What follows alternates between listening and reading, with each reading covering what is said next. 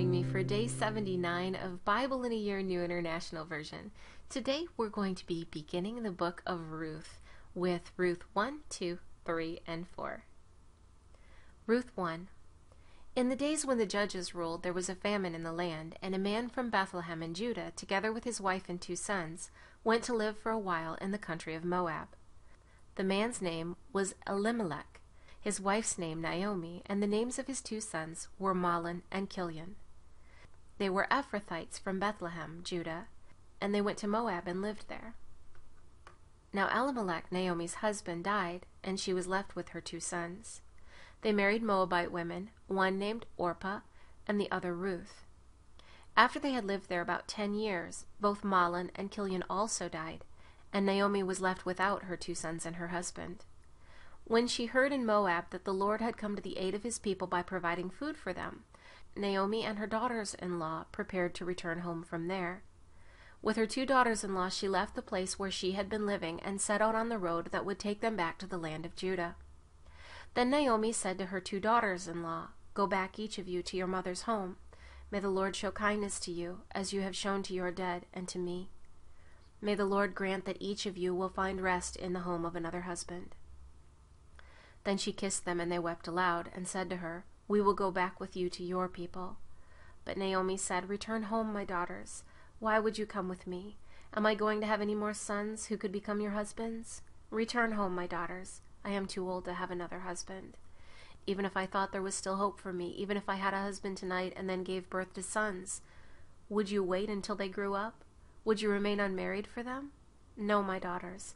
It is more bitter for me than for you, because the Lord's hand has gone out against me." At this they wept again. Then Orpah kissed her mother-in-law goodbye, but Ruth clung to her. "Look," said Naomi, "your sister-in-law is going back to her people and her gods. Go back with her." But Ruth replied, "Don't urge me to leave you or to turn back from you. Where you go, I will go, and where you stay, I will stay. Your people will be my people, and your God my God. Where you die, I will die, and there I will be buried. May the Lord deal with me, be it ever so severely, if anything but death separates you and me." When Naomi realized that Ruth was determined to go with her, she stopped urging her. So the 2 women went on until they came to Bethlehem. When they arrived in Bethlehem, the whole town was stirred because of them, and the women exclaimed, "Can this be Naomi?" "Don't call me Naomi," she told them. "Call me Mara, because the Almighty has made my life very bitter. I went away full, but the Lord has brought me back empty. Why call me Naomi? The Lord has afflicted me. The Almighty has brought misfortune upon me." So Naomi returned from Moab, accompanied by Ruth the Moabitess, her daughter-in-law, arriving in Bethlehem as the barley harvest was beginning. Ruth 2. Now Naomi had a relative on her husband's side from the clan of Elimelech, a man of standing, whose name was Boaz. And Ruth the Moabitess said to Naomi, "Let me go to the fields and pick up the leftover grain behind anyone in whose eyes I find favor." Naomi said to her, "Go ahead, my daughter." So she went out and began to glean in the fields behind the harvesters. As it turned out, she found herself working in a field belonging to Boaz, who was from the clan of Elimelech. Just then Boaz arrived from Bethlehem and greeted the harvesters. "The Lord be with you, the Lord bless you," they called back. Boaz asked the foreman of his harvesters, "Whose young woman is that?" The foreman replied, "She is the Moabitess who came back from Moab with Naomi. She said, 'Please let me glean and gather among the sheaves behind the harvesters.' She went into the field and has worked steadily from morning till now, except for a short rest in the shelter." So Boaz said to Ruth, "My daughter, listen to me. Don't go and glean in another field, and don't go away from here. Stay here with my servant girls, watch the field where the men are harvesting, and follow along after the girls. I have told the men not to touch you, and whenever you are thirsty, go and get a drink from the water jars the men have filled." At this she bowed down with her face to the ground. She exclaimed, "Why have I found such favor in your eyes that you notice me, a foreigner?" Boaz replied, "I've been told all about what you have done for your mother-in-law since the death of your husband, how you left your father and mother in your homeland, and came to live with a people you did not know.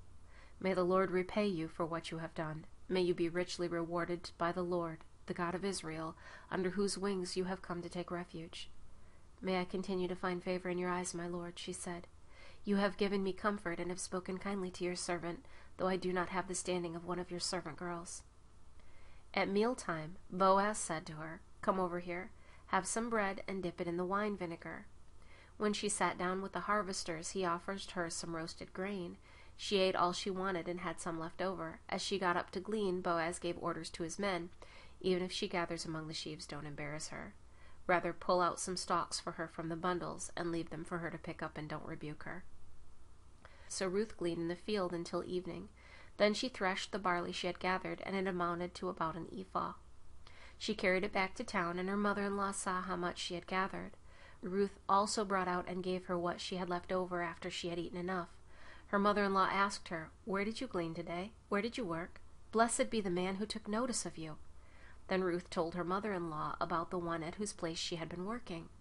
"The name of the man I worked with today is Boaz," she said. "The Lord bless him," Naomi said to her daughter-in-law. "He has not stopped showing his kindness to the living and the dead." She added, "That man is our close relative. He is one of our kinsman redeemers." Then Ruth the Moabitess said, "He even said to me, 'Stay with my workers until they finish harvesting all my grain.'" Naomi said to Ruth her daughter-in-law, "It will be good for you, my daughter, to go with his girls, because in someone else's field you might be harmed." So Ruth stayed close to the servant girls of Boaz to glean until the barley and wheat harvests were finished, and she lived with her mother-in-law. Ruth 3. One day Naomi, her mother-in-law, said to her, "My daughter, should I not try to find a home for you, where you will be well provided for? Is not Boaz, with whose servant girls you have been, a kinsman of ours? Tonight he will be winnowing barley on the threshing floor. Wash and perfume yourself, and put on your best clothes. Then go down to the threshing floor, but don't let him know you are there until he has finished eating and drinking. When he lies down, note the place where he is lying. Then go and uncover his feet and lie down. He will tell you what to do." "I will do whatever you say," Ruth answered. So she went down to the threshing floor and did everything her mother-in-law told her to do. When Boaz had finished eating and drinking and was in good spirits, he went over to lie down at the far end of the grain pile. Ruth approached him quietly, uncovered his feet, and lay down. In the middle of the night something startled the man, and he turned and discovered a woman lying at his feet. "Who are you?" he asked. "I am your servant Ruth," she said. "Spread the corner of your garment over me, since you are a kinsman redeemer." "The Lord bless you, my daughter," he replied. "The kindness is greater than that which you showed earlier. You have not run after the younger men, whether rich or poor, and now, my daughter, don't be afraid. I will do for you all you ask. All my fellow townsmen know that you are a woman of noble character. Although it is true that I am near of kin, there is a kinsman redeemer nearer than I. Stay here for the night, and in the morning, if he wants to redeem good, let him redeem. But if he is not willing, as sure as the Lord lives, I will do it. Lie here until morning." So she lay at his feet until morning, but got up before anyone could be recognized. And he said, "Don't let it be known that a woman came to the threshing floor." He also said, "Bring me the shawl you are wearing and hold it out." When she did so, he poured into it 6 measures of barley and put it on her. Then he went back to town. When Ruth came to her mother-in-law, Naomi asked, "How did it go, my daughter?" Then she told her everything Boaz had done for her, and added, "He gave me these 6 measures of barley, saying, 'Don't go back to your mother-in-law empty-handed.'" Then Naomi said, "Wait, my daughter, until you find out what happens, for the man will not rest until the matter is settled today." Ruth 4. Meanwhile, Boaz went up to the town gate and sat there. When the kinsman redeemer he had mentioned came along, Boaz said, "Come over here, my friend, and sit down." He went over and sat down. Boaz took 10 of the elders of the town and said, "Sit here," and they did so. Then he said to the kinsman redeemer, "Naomi, who has come back from Moab, is selling the piece of land that belonged to our brother Elimelech. I thought I should bring the matter to your attention and suggest that you buy it in the presence of these seated here and in the presence of the elders of my people. If you will redeem it, do so. But if you will not, tell me, so I will know. For no one has the right to do it except you, and I am next in line." "I will redeem it," he said. Then Boaz said, "On the day you buy the land from Naomi and from Ruth the Moabitess, you acquire the dead man's widow, in order to maintain the name of the dead with his property." At this the kinsman redeemer said, "Then I cannot redeem it, because I might endanger my own estate. You redeem it yourself, I cannot do it." Now in earlier times in Israel, for the redemption and transfer of property to become final, one party took off his sandal and gave it to the other. This was the method of legalizing transactions in Israel. So the kinsman redeemer said to Boaz, "Buy it yourself," and he removed his sandal.